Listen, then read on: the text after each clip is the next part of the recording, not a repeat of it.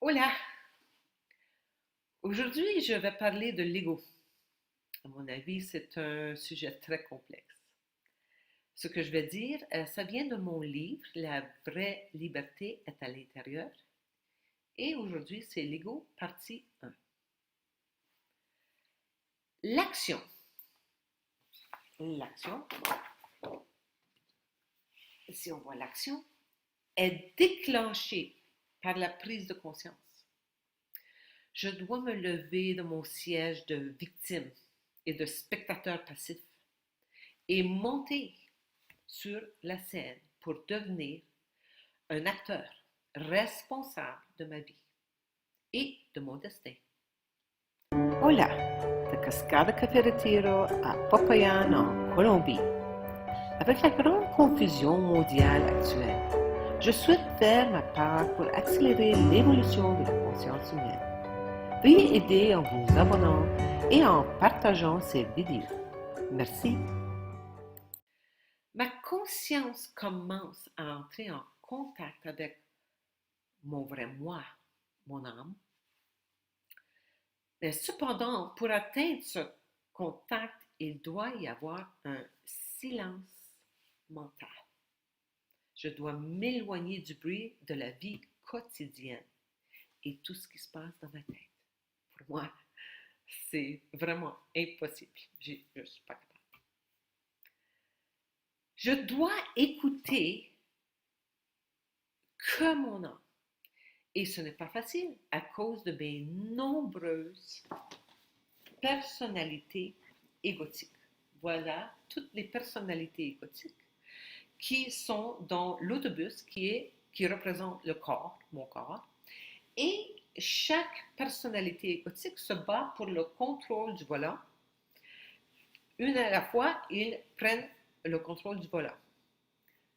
L'âme est assise là-bas sur le dernier siège de l'autobus et elle ne va pas prendre contrôle de l'autobus tant que je ne lui dis pas de le faire. Et puisque je ne sais même pas que l'âme est là, je ne parle pas mon âme et je ne lui dis pas de prendre contrôle de mon corps. C'est tout l'ego et toutes les personnalités égotiques qui contrôlent ce corps.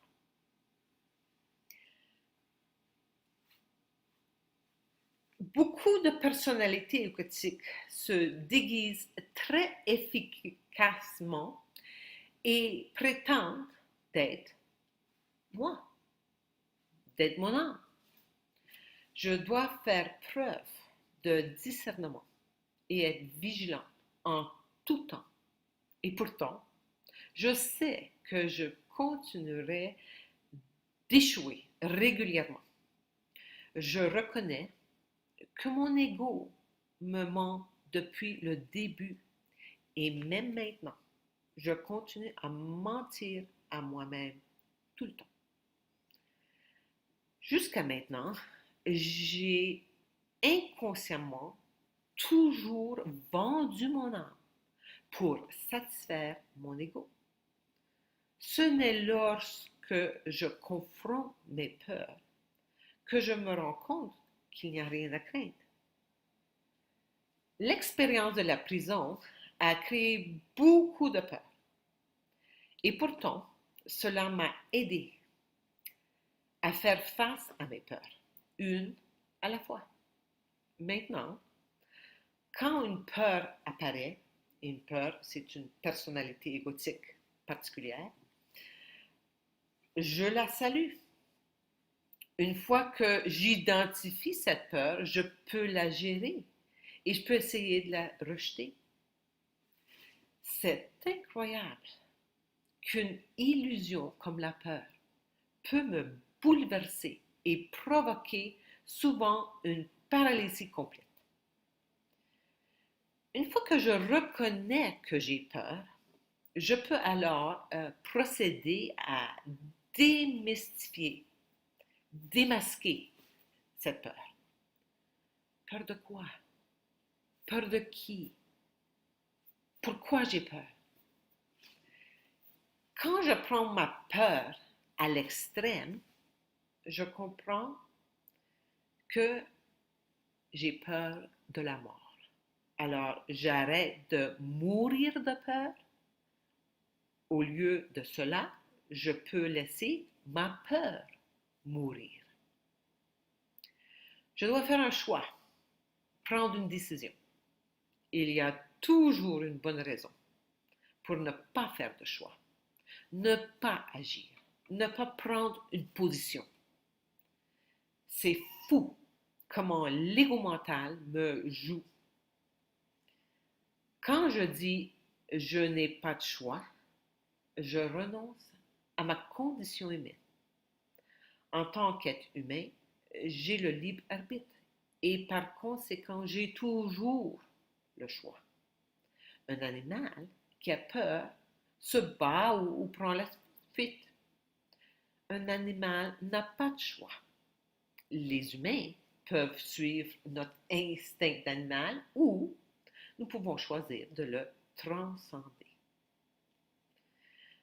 Une fois que j'ai affronté ma peur de front, je m'avoue que j'ai peur tout le temps, de tout. Pourquoi ai-je refusé de voir ceci avant? Je croyais que si je montrais ma peur, je serais vulnérable. Pour sortir de la peur, je dois comprendre comment fonctionne cette énergie de peur. Je suis tout ce qui est, a été et peut même être. Je suis amour infini. Aussi, j'ai une personnalité illusoire que je prends pour moi et c'est mon ego. Mon ego avec toutes les personnalités égotiques. Ce faux moi bloque l'énergie de l'amour infini et crée une ombre. Cela assombrit ma conscience et m'empêche de voir qui je suis vraiment. Toute ma vie, j'ai cru que cette ombre était réelle. De la naissance à la mort, je vis constamment dans la peur. Chaque fois qu'un événement désagréable se produit, un voile invisible s'enroule autour de moi et devient partie intégrante de ma personnalité illusoire. Je suis finalement recouverte d'un vêtement solide euh, avec toutes ces couches autour, plusieurs couches autour de chaque cellule de mon corps et autour de mon corps mental, vital ou énergétique et mon corps physique. En réalité, sous tout ce vêtement de peur se trouve l'amour infini. Ici, une autre représentation de toutes les personnalités égotiques. Et l'amour infini est à l'intérieur de moi. Mais toutes ces couches ne me permettent pas d'avoir le contact.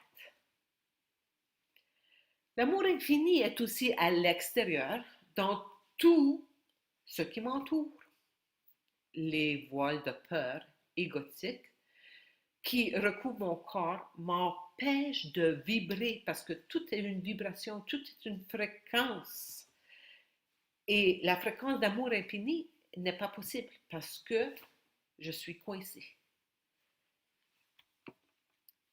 Chaque instant de ma vie quotidienne, je ne peux pas vibrer à cette vibration, à cette fréquence d'amour infini. Je sais que la vie me donnerait toujours l'expérience la plus utile pour l'évolution de ma conscience. Alors, comment savoir que l'expérience que je vis est l'expérience dont j'ai besoin? Je le sais parce que c'est ce que je vis.